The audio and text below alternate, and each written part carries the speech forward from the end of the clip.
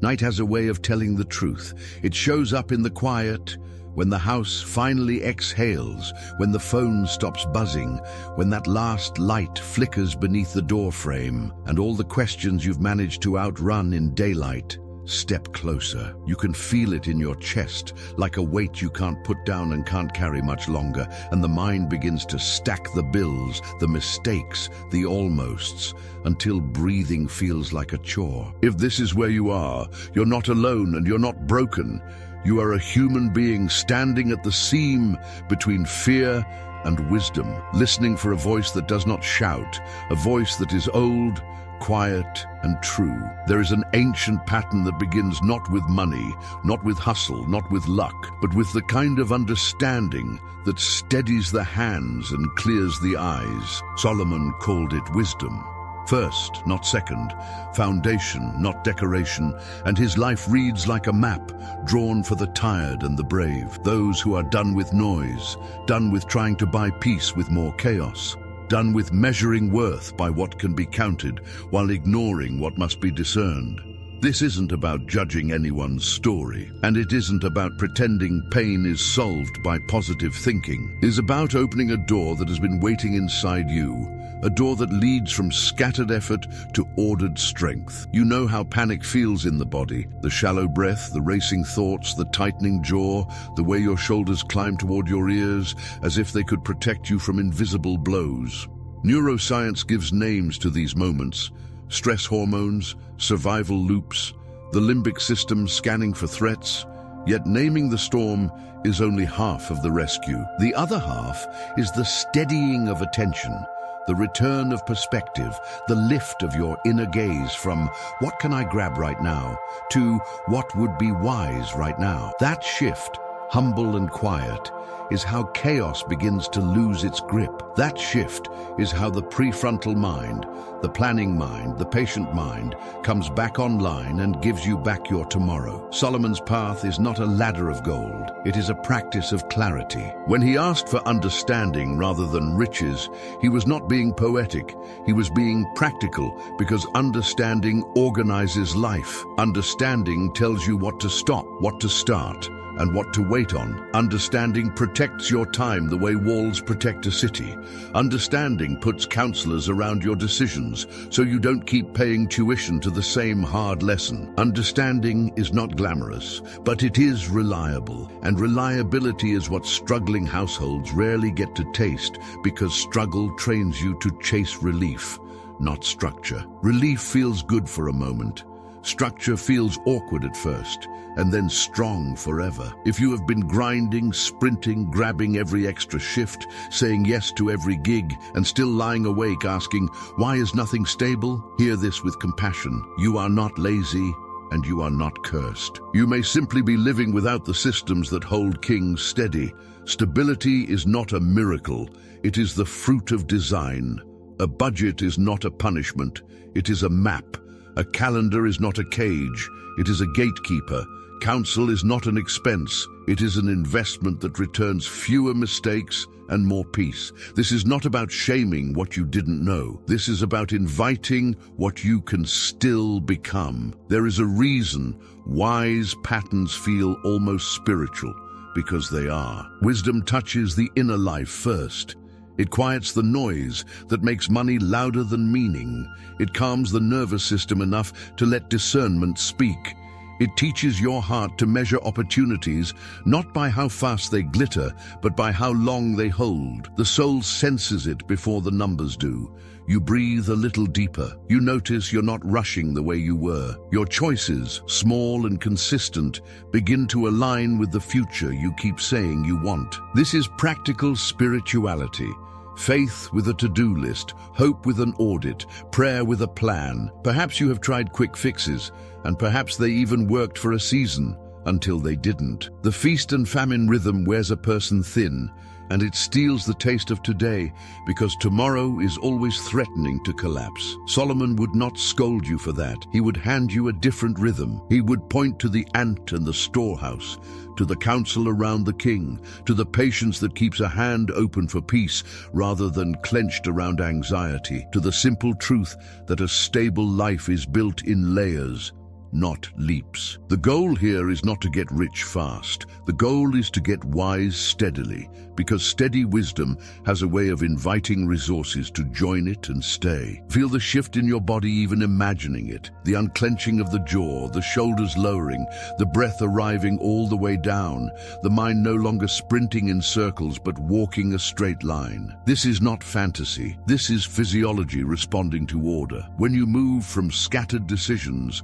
to structured practices, your nervous system learns safety, your attention stops burning itself on emergencies, and your spirit, long crowded by noise, begins to hear again. You become a person who is not dragged by the day, but guides it. You become a person whose calendar matches their calling.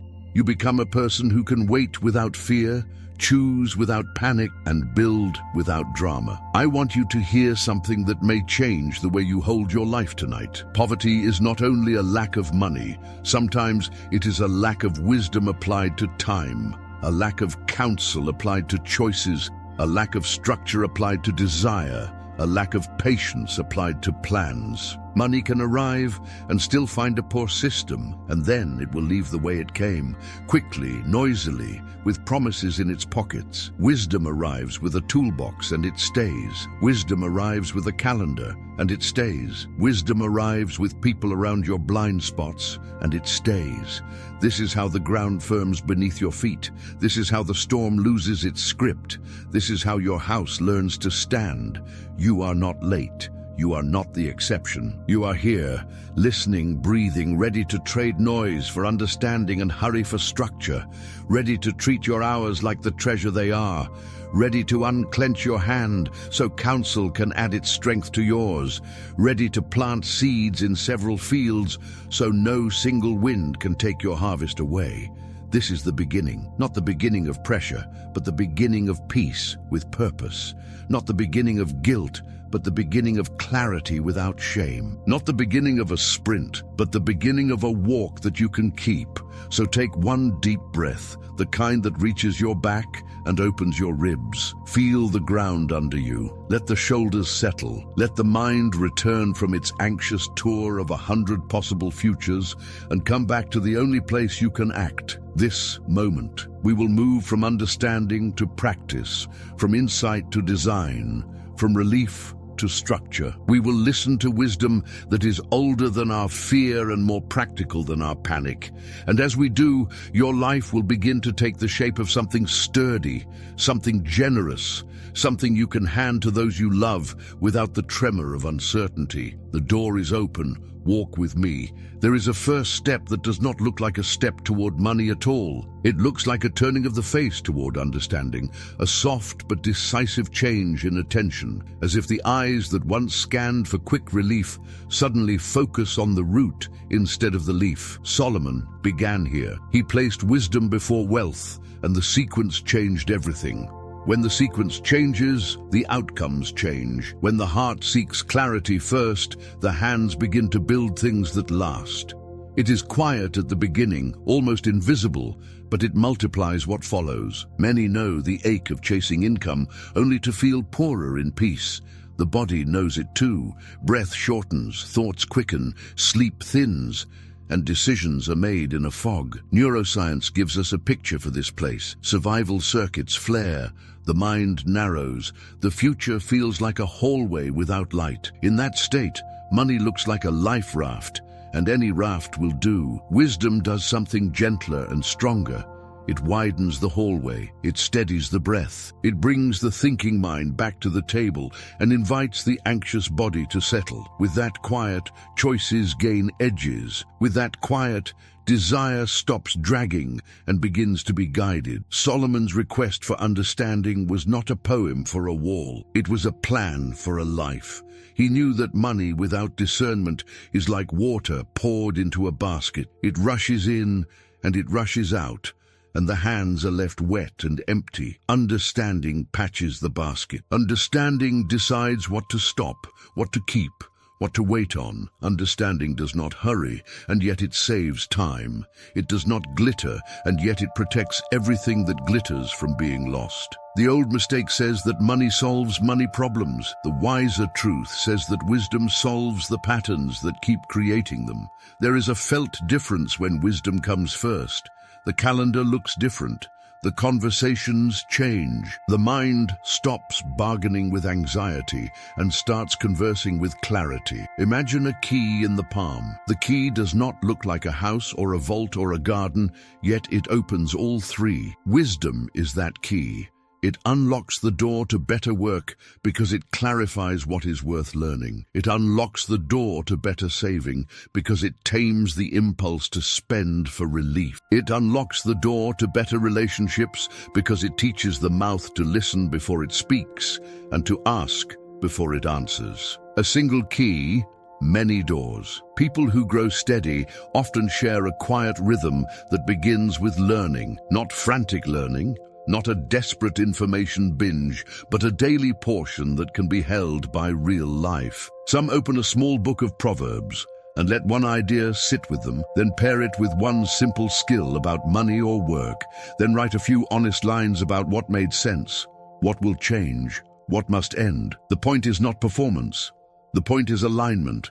As alignment grows, the nervous system stops ringing its alarm bell, and the prefrontal mind, the part that plans and prioritizes, takes its place at the center again. Peace feels less like an accident and more like a byproduct of order. Wisdom before wealth does not mean dismissing the need for money. It means refusing to let money drive the car. When money drives, choices tilt toward urgency. When wisdom drives, money becomes a passenger that can be guided to the proper address. This is why people who seem to have less panic often have more structure. Structure is not punishment.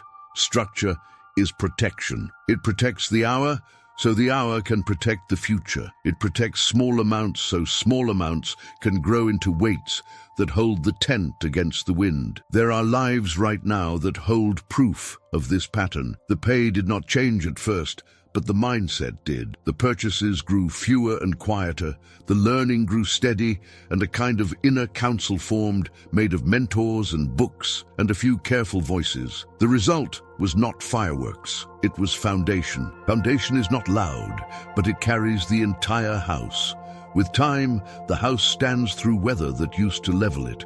With time, income begins to arrive and stay because the container has changed. The basket is no longer woven with holes. In spiritual terms, this looks like reverence for understanding. In emotional terms, it looks like patience returning to the body. In practical terms, it looks like a person who knows where their next hour goes, who knows which expenses are stones and which are sand, who knows that a single good decision repeated quietly outperforms 100 frantic corrections. The soul senses the integrity of this order and relaxes. The heart is no longer bribed by glitter. The mind learns to ask a different kind of question, one that cuts a new path through the old thicket of fear. Where am I asking for income when I should be asking for insight? The question lands softly, but it does not leave quickly. It turns its light on habits that feel familiar but have been unkind. It turns its light on the way envy masquerades as ambition. It turns its light on the way hurry masquerades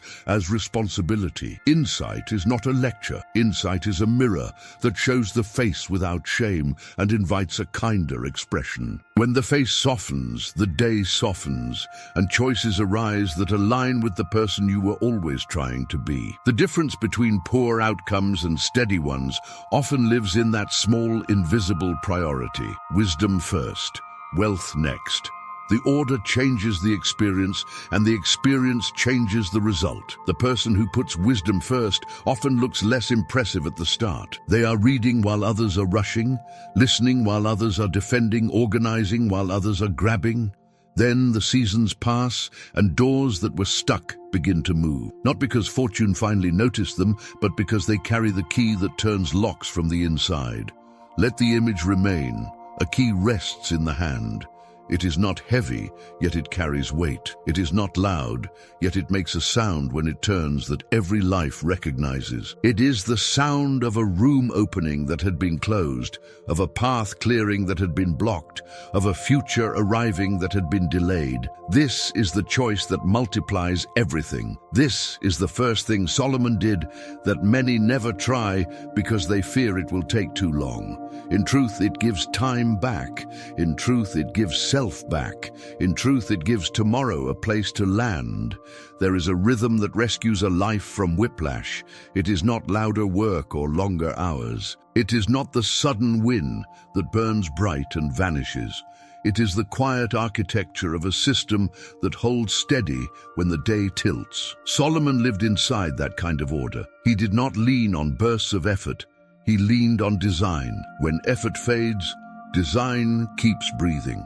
When motivation dips, design keeps moving. Systems beat effort, and governance outperforms grind, because a system does not wake up tired, and a structure does not forget its job. Feast and famine leave marks on the body. The breath turns shallow, the mind gets stuck in tunnel vision, and the heart begins to brace for impact, even on calm days. Neuroscience gives language to this pressure. The survival mind starts driving, and the planning mind slides to the back seat. A person can be smart and kind and hard-working and still be ruled by that inner siren if days remain formless. Form is not decoration. Form is medicine. Routine gives the nervous system a safe floor. Predictability tells the brain it can stop scanning the horizon for fire and return to building something that will still be here next season. Picture water in a city with no channels. It rushes everywhere and nourishes almost nothing. Now, picture an aqueduct. The stone remains when the weather changes. The water travels where it is sent. Stability is not a feeling that appears by accident. Stability is a path guided by walls that were placed on purpose. The world calls this boring. Wisdom calls this freedom, because freedom without channels soon becomes a flood, and floods destroy what they promise to feed. There is a simple way order shows up in a life. Essential needs are handled the same way every time, so panic does not get a vote. A small but faithful portion of today is set aside for tomorrow, so hope learns to stay. Another portion is reserved for the planting of skill and opportunity, so the future is not a stranger when it arrives. Foundations, future, freedom. These are not slogans. These are rooms in a house that stays dry in the storm.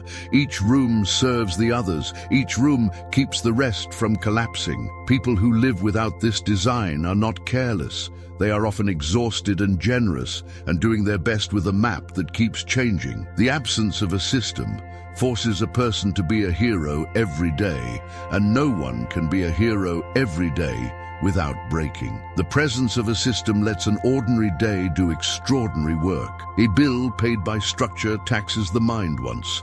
A bill paid by crisis taxes the mind over and over. A plan carried by routine saves attention for choices that actually require soul and skill. Solomon carried counsel the way a builder carries levels and plumb lines. He trusted wise voices to straighten what the eye alone might miss. In a system, counsel has a place. It is not a frantic phone call after a fall. It is a calm conversation inside a rhythm that already exists. Plans mature here. Mistakes get caught earlier. The cost of learning goes down because the tuition of repeat errors is no longer due. Isolation gets quieter, and the humble strength of many perspectives begins to guide the hand. The body tells the truth about system and sprint. Sprint feels like heat in the face and a pound in the temples. System feels like air moving deeper into the lungs, like the shoulders remembering their natural height. Over time, the brain rewires to match this steadiness. Habit loops form. The planning mind recovers its throne. You begin to sense the difference between urgent and important without needing a crisis to teach it again. When the inner weather calms, decisions stop leaking energy. You keep more of what you earn, and you earn in ways that do not punish the rest of your life. In quiet households that used to tremble, a pattern begins begins to tell a better story. The calendar stops being a battlefield and becomes a garden bed. Money that once disappeared begins to behave. Small amounts stop feeling pointless and start feeling powerful because repetition turns little into lasting. Confidence changes shape. It is no longer a loud mood that comes and goes. It is a soft certainty that the next day will recognize you, and the next week will not surprise you with the same old ambush. The truth is tender and firm. Hard work without order keeps selling tomorrow to buy today. Hard work inside order keeps today and grows tomorrow. Systems may look slow at first because the payoff is not lightning and the applause is quiet. Yet the fruit keeps arriving. The first green leaf, the second harvest season, the third steady month without panic. This is governance from the inside out.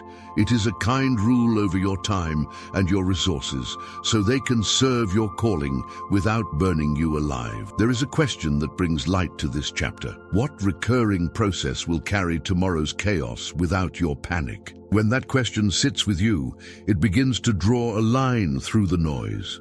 The line points to simple, repeatable movements that ask little of willpower and give much to stability. The line points to counsel that walks with you, not after you fall. The line points to design that can be trusted on good days and hard days. It points to the aqueduct. It points to the quiet strength that keeps water moving where it belongs.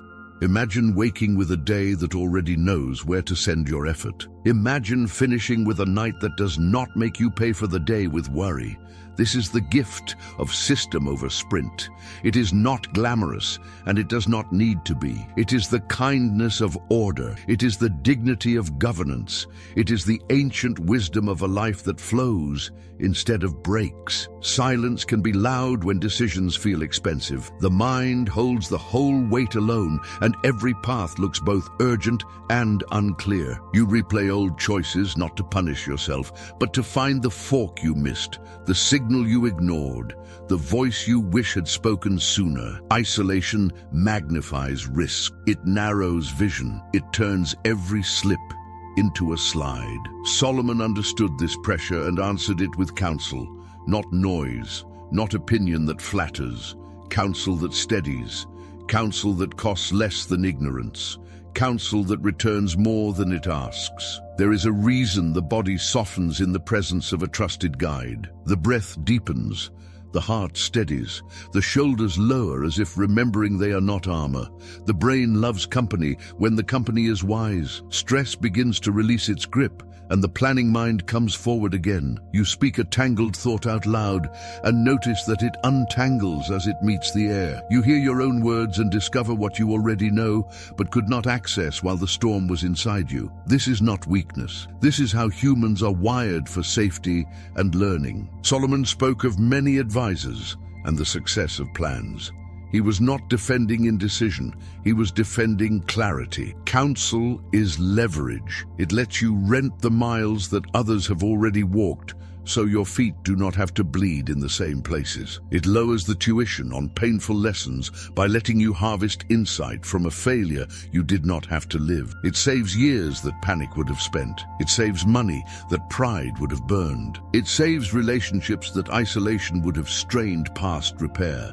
There is a quiet formation that wise people gather around them, an elder who sees farther because time has trained their eyes, a skilled voice who understands the craft or the trade or the numbers and can translate complexity into plain sense, a peer whose integrity makes truth feel safe enough to hear. None of them replaces your responsibility. Each of them sharpens it. Together, they become a small circle that returns you to yourself when fear tries to carry you away. Together, they become the mirrors that show your blind side before it bruises something you love. Shame says you should have known already. Wisdom says you are allowed to learn. Shame shuts the mouth and isolates the heart. Wisdom opens the room and invites perspective. In that room, your nervous system finds a rhythm that your private thoughts could not create. The body hears the message that you are not alone in the problem, and it stops preparing for danger long enough to prepare for decisions. You can feel the difference in your spine. You can feel it behind your eyes. The fog does not lift with drama. It lifts with light. Some fear counsel because they imagine surrendering their voice. In truth, counsel does the opposite. It gives your voice a tuning fork. It helps your conviction ring true rather than loud. It guards against the flattering lie that lives in every echo chamber. It checks the impulse to chase the glittering shortcut. It honors the strength that humility carries into every room. It does not send you where you do not want to go. It asks if the road you are on is the one your values can walk for a long time. There are patterns counsel catches before they get expensive. The deal that feels urgent because a deadline shouts. The purchase that promises relief but steals margin. The partnership that flatters your insecurity more than it honors your calling. A wise listener hears the pitch under the pitch and names it without shaming you. Sometimes the answer becomes a better yes. Sometimes it becomes a kinder no. Sometimes it becomes a weight that keeps you safe without stealing your courage. Money often leaves fast when counsel arrives late. A small conversation on the front end can protect what a big hustle on the back end cannot replace. People who build steadily tend to invest in guidance the way a sailor invests in a chart. The ocean may be the same for everyone, but the depth is not. A chart does not remove the sea. It reveals it. It does not trap the captain. It frees the captain to navigate with confidence when clouds hide the stars. There is a compass rose at the center of this chapter, not a single arrow that insists. Several arrows that orient. North is your conviction. East is practical skill. South is trusted experience. West is honest friendship. When you are dizzy from options, the rose returns your sense of direction. When you are tempted to rush, the rose returns your sense of timing. When you are tired of being the only adult in the room, the rose returns your sense that strength can be shared without being lost. For those who believe they cannot afford guidance, consider the cost of repeating the same mistake with a new face. Consider the hidden price of errors paid in time and peace and trust. There are humble doors that open to counsel without glamour, a borrowed book that becomes a mentor on paper, a community space where someone older loves to listen, a local voice who has done the work quietly for years and is willing to let you learn from their seasons. These do not make headlines. They make lives. Who already paid the tuition for the lesson I'm about to learn the hard way. Sit with that question until it glows. Let it point your steps toward one conversation that could shorten the road between confusion and clarity. You will notice the change in your body before you can measure it in your accounts. Fear loosens, focus returns. You think a little slower and decide a little deeper. The path does not become easy. It becomes guided. This is how Solomon cuts the cost of living without cutting the soul of living. Not by isolation that looks strong, but breaks. By counsel that looks gentle but holds. Not by noise that crowds the heart. By wisdom that makes space for truth. You do not have to carry the whole map alone. The map is easier to read when there are eyes around it. The journey is safer when there are voices that remember storms you have not seen yet. And the destination is more likely to greet you with peace when you have not burned yourself to arrive. There is a currency that does not live in wallets. It lives in minutes. It lives in where the eyes rest and where the hands return. When Solomon measured value, he did not begin with coins. He began with hours. He knew that wealth can be scattered by a hurried life and gathered by a focused one. He knew that a quiet handful with peace is worth more than both hands full of frantic striving. Time is the first capital. Attention is its mint. How you spend it writes the balance sheet of the soul before it ever touches the balance sheet of the bank. The body recognizes when time is being wasted. The heart gets loud. The breath lives in the top of the chest. Thoughts keep circling the same track, and each lap feels shorter and faster. Neuroscience names the costs hidden inside this rush. Every switch leaves residue. Every interruption taxes memory. The planning mind cannot hold a steady picture when alarms keep stealing its focus. A person can work all day and still feel empty, not because they are lazy, but because their hours were shredded into pieces too small to plant. Time was present, but never gathered. Energy was spent, but never aimed. Solomon's wisdom about seasons is tender with reality. There is a time to sow, and a time to reap, and a time to rest, so the field can breathe. A life that tries to do everything at once ends up doing nothing deeply. The nervous system does not lie about this. It craves rhythm. It calms when it knows what a morning is for, and what an afternoon is for, and what an evening is for. When a day holds shape, the mind stops bracing. When a day holds silence, the heart hears again. When a day holds depth, the work begins to teach you. Skill gathers. Confidence softens from a pose into a posture that you can carry. Many chase money and lose hours to tasks that look busy and feel important but never move the story forward. People who grow steady learn to feel the difference between work that creates value and work that only recreates stress. They begin to notice which small actions are seeds and which are weeds. They begin to taste the sweetness that comes from protecting a stretch of uninterrupted time. In that shelter, ideas arrive with edges. In that shelter, simple efforts compound. In that shelter, a person who once felt scattered begins to sense a clean line running through the day. There is a kindness in treating an hour like an investment rather than a fire to be put out. You can feel it in your spine. The shoulders fall to their natural place. The breath goes lower and wider. The eyes stop skimming and start seeing. The prefrontal mind, the mind that plans and chooses, returns to its seat like a careful steward. Choices slow to a human pace. Reactions give way to responses. The day stops shouting and starts speaking. It is the same 24 hours the world gave you yesterday. It simply has a different owner. Solomon loved quiet wisdom more than loud hurry. He knew that loud hurry spends the future to survive the present. Quiet wisdom preserves the present so the future can find it. This is why time becomes the first test of any opportunity. If it steals your best hours and returns only noise, it is not a gift. If it protects your best hours and returns clarity, it is. The rich in wisdom are rarely owned by their calendars. They own their calendars with gentle authority, arranging tasks so the most meaningful work enjoys the clearest mind and the freshest energy. In that order, the day stops fighting you. It starts helping you. A life that values hours more than dollars looks simple from the outside. Fewer yes answers, fewer distractions pretending to be duties, fewer conversations that spiral into nothing, more work that asks for depth and rewards patience, more learning that turns into skill you can use, more space that lets the nervous system refuel. The change is subtle at first. You end the day with a little strength left. You wake without dreading the list. You notice you are not grazing on urgency anymore. You are choosing, you are shaping, you are keeping company with your own purpose. There is a garden in this chapter. In one corner, the plants grow wild and tangled. They fight each other for light. They take the water and give back very little. In the other corner, the branches are pruned by a gentle hand. Light reaches what needs to grow. Water finds the roots instead of the path. Fruit appears in a season that does not demand it but allows it. Pruning is not punishment. Pruning is guidance. It is a way of telling the hours where to direct their sweetness so life can taste it later.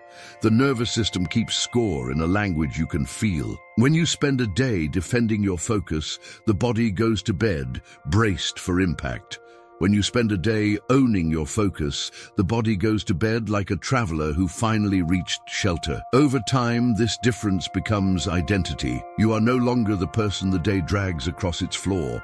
You are the person who walks through the day with a pace that invites respect. The world will still make demands, but you will meet them with a center that does not trade itself so easily. There are kinds of work that multiply money slowly, and kinds of work that multiply wisdom quickly. The secret is not to resent what is slow or worship what is fast. The secret is to place the slow on a path so it compounds, and to keep the fast from burning your roots.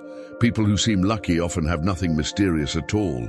They protected hours others sold. They finished tasks others only started. They rested on purpose so the next morning did not rob the afternoon. Luck is often a well-kept schedule seen from a distance.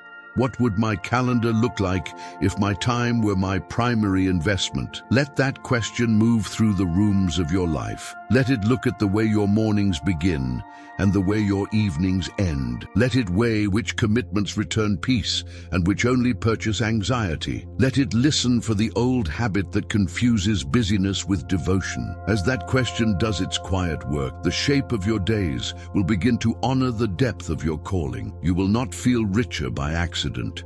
You will feel richer because your hours are finally holding what you value. Storms do not ask permission.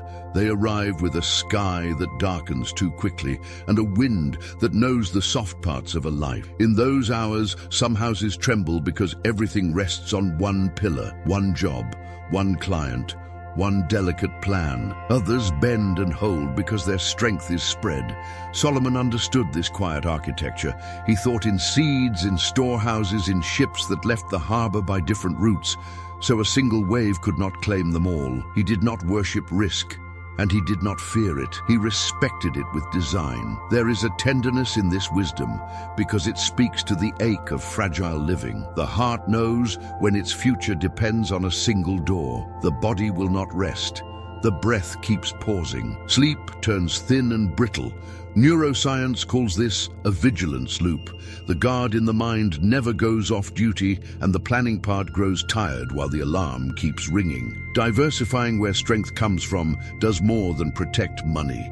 It teaches the nervous system safety. Safety gives the mind back its full color. Decisions regain depth. The day stops tasting like dread. Seed is a small word that holds entire harvests inside it. A life that seeds understands that beginnings look humble, sometimes even foolish to hurried eyes. A few hours a week pointed at a quiet skill, a small offer that grows trust rather than noise, a simple product that solves a real problem without fanfare. Early seeds rarely announce their value. They need patience, not applause. Yet in the patient heart, they become fields. In the attentive hand, they become options. In the storm, they become anchors that do not snap. Store is the other steady friend in this chapter. It is not fear pretending to be wisdom. It is love acting like a guardian. It keeps a portion aside so pressure does not rule the house. It chooses the habit that feels ordinary over the drama that feels heroic. It understands that dignity lives in having a cushion between today and tomorrow. Shame sometimes tries to argue with this word. Shame says saving is impossible or selfish or a luxury for others. Wisdom answers gently that saving is how the future is treated with respect and how the present is given peace. Send is the courage that keeps seed from becoming a museum. It is the willingness to put ships on the water knowing the sea is a teacher, and not all voyages return the same way. It is the intuition that opportunity lives beyond the shoreline of comfort. It is not gambling, it is measured risk guided by counsel and conscience. Some ships will bring grain, some will bring news. Some will bring lessons that change the next voyage. All of them make the harbor wiser. All of them keep the household from kneeling to a single tide. The picture grows clearer when we listen to the body. A single source of income can feel like a single tightrope over a canyon. Every gust becomes a threat. Spread the weight across several ropes and the feet stop gripping so hard that they cramp. Breath returns to the belly. Eyes scan calmly instead of frantically. With that calm comes better reading of the world. You notice early signals because your mind is not flooded. You adapt while change is still a breeze and not yet a gale. In the quiet lives that endure, streams are not grand at first. They are modest and honest. A seasonal service that fits into the corners of a week, a simple teaching that helps a neighbor solve a real need, a partnership that shares trust long before it shares profit, a small holding that pays a small return, slow and faithful. Each stream is humble on its own. Together they become weatherproof. Together they keep the pantry full when one season runs thin. Together they make room for generosity that used to feel dangerous. Diversification is not only about new paths in, it is also about fewer leaks out. A life that seeds and stores and sends begins to notice where money evaporates in the name of relief. It learns the difference between rest and escape. Rest returns strength, escape returns emptiness. The more steady streams flow, the less tempted the heart feels to buy a moment that will cost a month. The more the storehouse grows, the less power emergencies have to rename your priorities.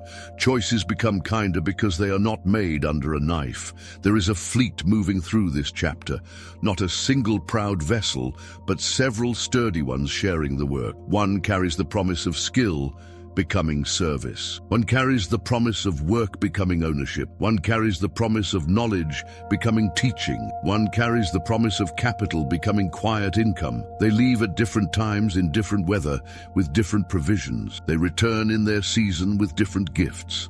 When one is delayed, the others arrive. When one is damaged, the others repair the gap. This is how peace begins to stay. Some will say this is too slow, that the world requires a larger bet. Solomon would smile at that impatience and ask what kind of strength you want to wake up with for the rest of your life. Fast can be loud. Fast can be bright. Fast can also be a single point of failure wearing glitter. Slow can feel small. Slow can feel hidden. Slow, when guided by wisdom, becomes a root system that outlives storms. Roots do not ask for applause. They ask for depth. Depth is what lets a life grow tall without breaking. Which single point of failure threatens my household, and what seed replaces it? Let the question walk through your rooms.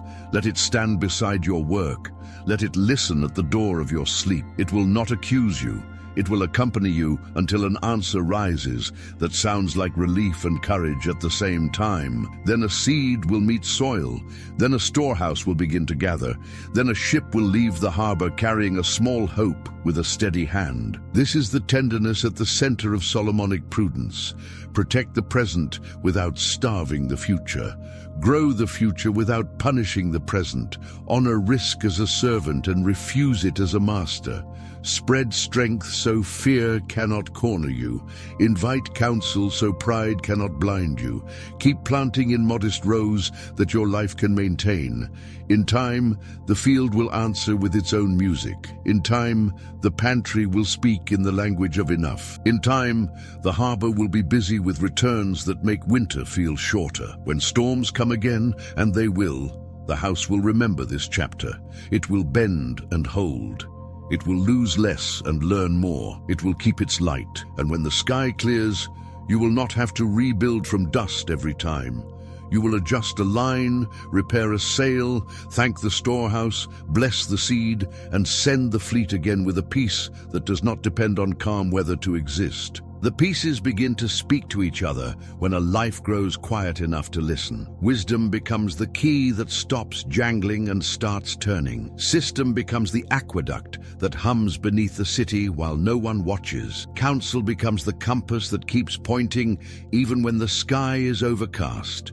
Time becomes the pruned garden where light finally touches what must grow. Diversification becomes the fleet that returns in different seasons with different gifts. Each image carries its own strength. Together, they become a language that the soul and the nervous system can both understand. There is a felt integrity when these threads are woven. The mind that used to bargain with panic now sits at a clear table. The body that used to brace for impact now finds a steadier breath. Choices begin to rhyme with values. Days begin to carry the weight of months without breaking. This is not a grand performance. It is not a sudden transformation that erases all history. It is a quiet alignment, noticeable first in the way you move through ordinary moments, the way you open a book without rushing, the way a simple plan keeps its promise, the way a generous voice in your circle helps a thought land where it belongs. Imagine a traveler arriving at a locked gate at dusk. Their pockets are full of small coins and old receipts, the fragments of frantic days. The gate does not move. In the pack, there is a key that has been ignored because it looks too plain to matter. The traveler finally holds it with both hands and feels its weight. The first door opens to a room of order where water runs in channels and waste no longer floods the floor. The second door opens to a room of counsel where maps hang on the walls and stories of storms are written in a steady hand. The next door opens to a garden where the noise of the road fades and small living things receive light and produce quietly. Beyond that, a harbor waits where several ships leave at dawn, each carrying a different hope, none of them asking the wind to be kind in order to return. The science of attention agrees with the wisdom of this parable. A brain that lives inside chaos becomes narrow and loud. A brain that lives inside coherence becomes wide and calm. When you nourish a single pattern, your inner world learns safety. When you nourish several healthy patterns, your inner world learns confidence. That confidence is not a performance. It is the body keeping time with the steadier music. It is the mind closing less often in self-defense and opening more often to learn. It is the heart recognizing the difference between urgency and importance without needing a crisis to remember. You may notice simple scenes beginning to repeat with tenderness. A quiet reading that clears the fog. A small review that prevents the month from ambushing the week. A conversation with a trusted elder that turns a heavy choice into a lighter step. A morning hour that holds a meaningful task with both hands and refuses to trade it for noise. A modest seed planted in a corner of life that once stood empty. No fanfare attends these scenes, yet they become a kind of liturgy that dignifies work and protects hope. The tone of your days changes from survival to stewardship. There's a humility running through all of this, and it is not weakness. It is the kind of humility that strong bridges are made of. Wisdom admits it does not know everything and keeps learning. System admits it cannot handle chaos and keeps building channels.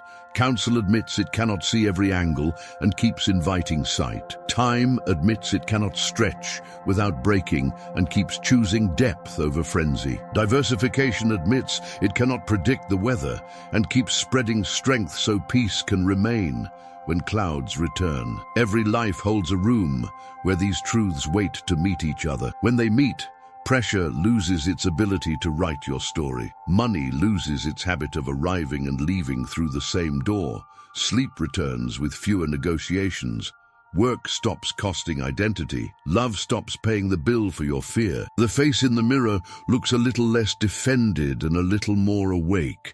The voice that speaks inside your chest grows kinder and more exact. The future no longer feels like a stranger who might hurt you. It feels like a neighbor who knows your name. There is a question that gathers the whole chapter into a single ember that warms the hands. What does it look like when the key, the aqueduct, the compass, the garden, and the fleet live in the same house? Sit with the images until they begin to glow. See the gate opening to a life that carries fewer emergencies because it carries more order. See the channels carrying effort where it belongs. See guidance steadying your steps when fog settles on the road. See light touching the right branches. See ships leaving and returning so no single tide can unmake your peace. The traveler closes the gate behind them and walks into the evening with a different posture. The path is the same earth. The air is the same air. The difference is the inner architecture now built quietly inside. Strength is not a shout. Strength is a shape. In that shape, a life begins to hold. In that shape, fear begins to spend less of you. In that shape, generosity can grow without endangering the roof. And as the night deepens, the house keeps its lamp. The city sleeps. The water moves.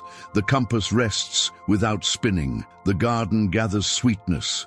Far out in the dark, a small fleet glides home. The room is quieter now. The night that once pressed on your chest feels different, like a visitor who has remembered its manners. You have walked through doors that were always waiting. Wisdom stood at the threshold with a steady gaze. Order carried water beneath the surface while the city slept. Guidance placed gentle hands on the wheel. Time revealed its sweetness when pruned with care. Provision spread its weight across more than one branch, so the wind could not take it all at once. There is a new honesty in the body when life begins to align.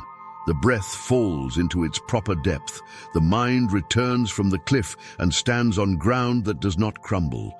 Moments that used to ignite panic now reveal detail. You can see edges. You can hear signal. The old script that said survival or collapse grows thinner, and a kinder voice begins to narrate your days. This is not fantasy. This is the nervous system learning safety, because your choices are teaching it a different rhythm.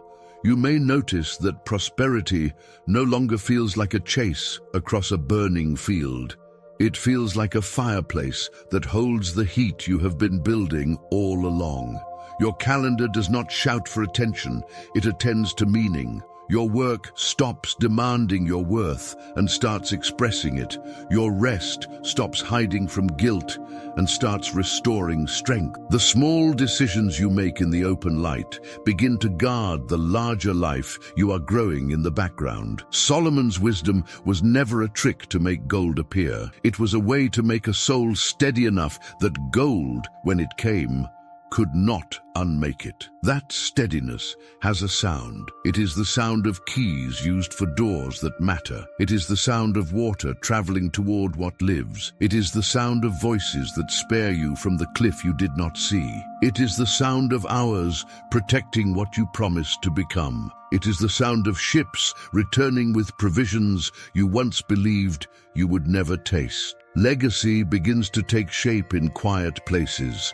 In the way you treat an hour like a seed, in the way you treat a dollar like a decision, in the way you let wise voices shape your courage without stealing it, in the way your children or your community learn patience from watching you hold the line without hardness. This is prosperity that can be handed down without apology. This is leadership that begins at the kitchen table and reaches past the front door. What used to look like deprivation now looks like dignity. Saying no to noise leaves room for a better yes. Waiting for clarity leaves room for a cleaner path. Building slowly leaves room for a foundation that can carry a future. The world may not clap for this. Noise rarely applauds what replaces it. Yet peace applauds. Health applauds. The mirror applauds, not with praise that puffs, but with recognition that rests. There is tenderness in seeing your own endurance without turning it into pride. Pain taught you to move quickly. Wisdom is teaching you to move truly. Fear taught you to build walls. Wisdom is teaching you where to place gates. Disappointment taught you to make small plans. Wisdom is teaching you to make honest ones. The heart loosens, the hands steady. The future pulls its chair closer and joins the conversation without threat. Money begins to stay because it has learned your house. It recognizes the order at the door. It recognizes the counsel at the table. It recognizes the calm in the calendar. It recognizes the harbor where several ships come and go. Wealth that used to evaporate now learns shape because the life that holds it has learned shape.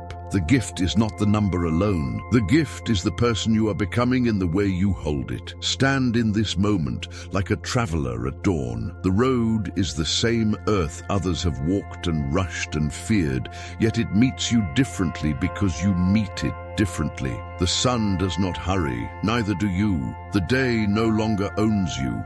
It partners with you. The old ache has not vanished, but it no longer defines the map. The map is written in steadier ink, and the hand that holds it does not shake. Here is the question that can open the next decade, the way a key opens a home. What changes when wisdom becomes the first choice in every room you enter?